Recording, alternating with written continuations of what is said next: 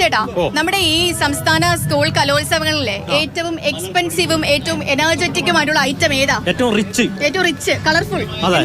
ലക്ഷങ്ങൾ പൊടി പൊടിക്കണം. സംഘനൃത്തം. എവിടെയുണ്ട്? എവിടെ? വേദി 1. ഓക്കെ.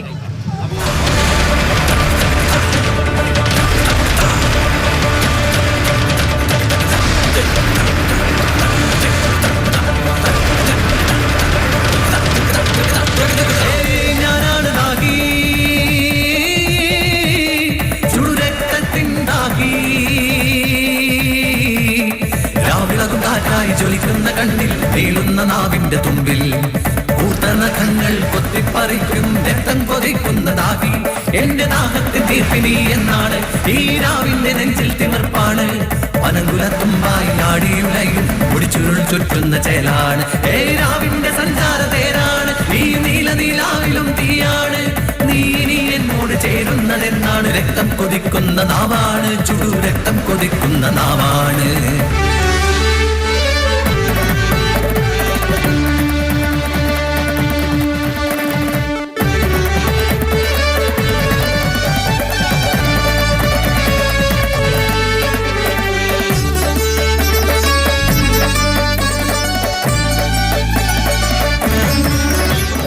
കലോത്സവത്തിന്റെ 1ാം വേദിയിലേക്ക് 2 പ്രമുഖ അതിഥികൾ കൂടി ഗസ്റ്റുകൾ കൂടി വരുന്നുണ്ട്.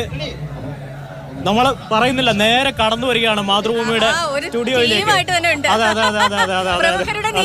പ്രമുഖരുടെ നീണ്ട നിര.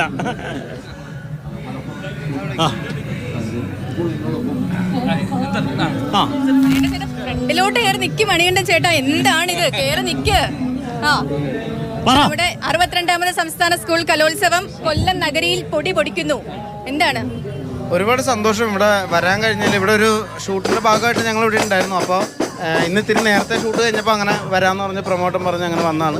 ഇതിനു മുമ്പ് കലോത്സവ വേദിയിൽ വന്നിട്ടുണ്ട്. പക്ഷേ കൊല്ലത്ത് വരണമെന്ന് ആഗ്രഹിച്ചൊരു സ്ഥലമാണ്. ഒരുപാട് ഇഷ്ടപ്പെട്ട കലാകാരന്മാരുള്ളൊരു നാടാണ്. അപ്പോൾ കൊല്ലത്ത് കൂടാൻ കഴിഞ്ഞതിൽ ഒരുപാട് സന്തോഷം. അതെ, വേറൊരു കാര്യമുണ്ട്. പ്രമോദേട്ടന്റെ ഇഷ്ട മേഖലയാണ് നാടകത്തിന്റെ കേന്ദ്രമാണ് കൊല്ലം. അപ്പോ എങ്ങനെയുണ്ട് കൊല്ലത്ത് കലോത്സവം വന്ന സമയത്ത് നാടകം കാണോ? വളരെ സന്തോഷം. നാടകത്തിന് വരും, നാളെ കഴിഞ്ഞ് ഉറപ്പായിട്ടും വരും. സോപാന ഓഡിറ്റോറിയത്തിലുണ്ടെന്നാണ് പറഞ്ഞത്. അപ്പം ഉറപ്പായിട്ട് ഞങ്ങൾ വരും. എൻ്റെ ഏറ്റവും വലിയൊരു ഇതൊരു കടമ്പീടല്ല സത്യമായിട്ട്. എൻ്റെ ജീവിതത്തിൽ നഷ്ടപ്പെട്ടു പോയ ഒരു സൗഭാഗ്യമായി കലോത്സവത്തിൽ പങ്കെടുക്കാൻ പറ്റാം. സ്കൂൾ യൂണിവേഴ്സിറ്റിയിലൊക്കെ സ്കൂളുകളിലൊക്കെ ഒരുപാട് മത്സരങ്ങൾ പങ്കെടുത്ത് നാടകം കളിച്ചിട്ടുണ്ട്, മിമിക്രി പറഞ്ഞിട്ടുണ്ട്, അങ്ങനെ ഒരുപാട് കാര്യങ്ങൾ ചെയ്ത് വന്നതാണ്. പക്ഷേ അന്നത്തെ സാമ്പത്തികവും സാഹചര്യമൊക്കെ ബുദ്ധിമുട്ടും പിന്നെ ഞാൻ പഠിച്ച സ്കൂളുകളുടെ ഇത് പ്രത്യേകത കൊണ്ട് ഉപജില്ലാ കലോത്സവം വരെ പോകാനേ പറ്റുള്ളൂ. പക്ഷേ ഇന്ന് വളരെ സന്തോഷം.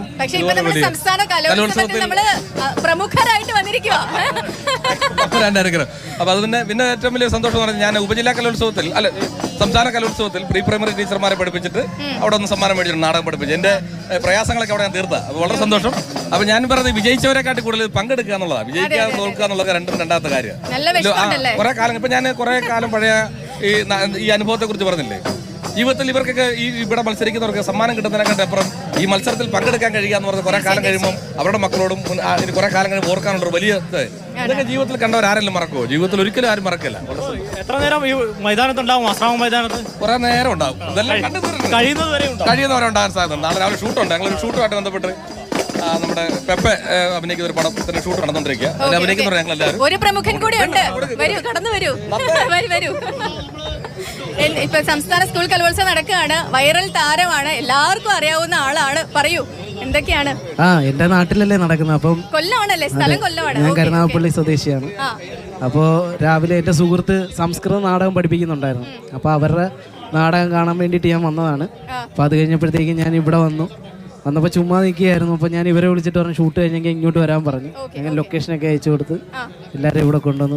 ഒരുപാട് സന്തോഷം. സംസ്ഥാന കലോത്സവത്തിന്റെ ഭാഗമാകാൻ കഴിഞ്ഞത് വളരെയധികം സന്തോഷം.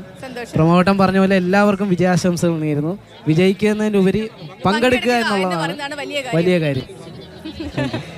വളരെയധികം സന്തോഷം. ഇത്രയും നേരം ഞങ്ങളോട് സഹകരിച്ചത് എല്ലാ സ്ഥലത്തും കാണുക. നമുക്ക് വളരെ പെട്ടെന്ന് ഇന്നത്തെ ലളിതഗാന മത്സര വേദി 14 ലളിതഗാനം കാണാനെത്തിയവർ എല്ലാവരും ശ്രദ്ധിച്ചത് ഒരു കുട്ടിയായിരുന്നു. ഷിൻസി ഒരു പൊതിച്ചോറുമായി എറണാകുളം ജില്ലയിൽ നിന്ന് കലോത്സവത്തിനെത്തി ഏകരോടോട് കൂടി മടങ്ങിയ ഷിൻസിയുടെ സ്വപ്നങ്ങളും ഷിൻസിയുടെ ലളിതഗാനവുമാണ് നമ്മളിപ്പോൾ കാണാൻ വേണ്ടി പോകുന്ന ഒരു വാർത്ത.